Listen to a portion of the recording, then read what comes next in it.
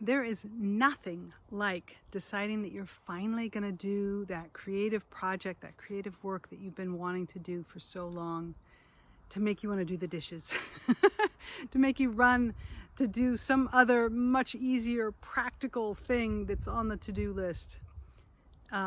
Get the bunnies out from under the couch, whatever it is. Doing the creative projects or the creative work, investing in your creative exploration to get to the deeper stuff, to get to the personal growth, to the yummy, juicy, meaningful work that I know you want to make. That's not easy to do. So there's 4 things I have for you today. Container is the first one. Container is going to envelop all of it, because you need to create a safe container for you to do this work in. You need a protected space for it. You need to make sure that other things aren't going to try to impinge on it. You need to make sure that the container, the wall of the container is viable, right? It's not going to break down, and that it feels good in there. So the container has to have calendar. That's number 1. You're going to set aside the time in the calendar to do the work. It's not going to be sort of randomly when you feel like it. That does not work for most of us. And it's not going to be when you have this time and maybe you'll do it, maybe you'll do something else. No. This is really, you calendar this project, this work. You don't have to define exactly what's going to happen in there, but you have to define that this is the direction, this is the kind of work you're going to be doing in that time. So calendar is number 1. Number 2 is community, because, most of us have a real challenge showing up for a calendar item that isn't connected to somebody else. Why is that? Not everybody, but I have found over and over again, if the calendar item is not connected to anybody else, the dishes can take over. So you need a buddy. That can be like my co-working sessions. It can be somebody that you know who's also working on something.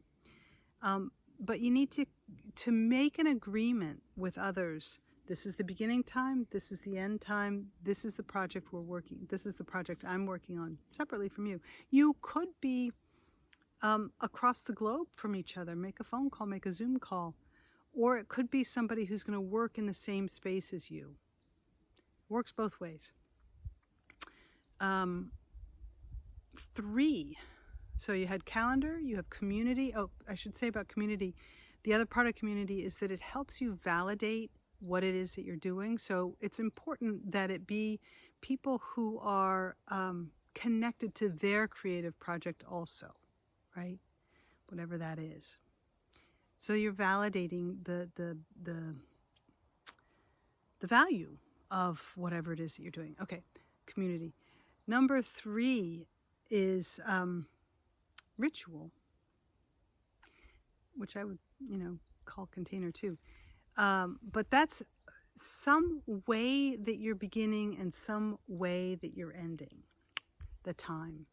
And, it could be a meditation kind of a thing, which I like to do in my co-working sessions. But it can also just be, I'm going to get my glass of water, I'm going to turn on my music, and then I'm going to start, right?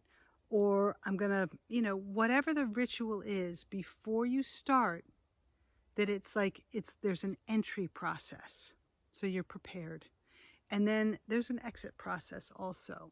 There's a putting things away, there's a shutting the door, there's some way that you're putting beginning and ending on it. So that's the ritual. And the 4th is compassion. You must have compassion for yourself in this process. You may show up to that container and it flows beautifully. And you may show up and it's you can't quite get through it. Compassion for whatever happens during that time. It may be that what you need to do in your work time, in your creative time, is actually clean your studio. I know that sounds counterproductive, but in fact, it's creating space for yourself, and that's valid. So, getting to your creative work, you have container, which involves community, calendar, ritual, and compassion. I hope this helps. Let me know. I'll talk to you soon.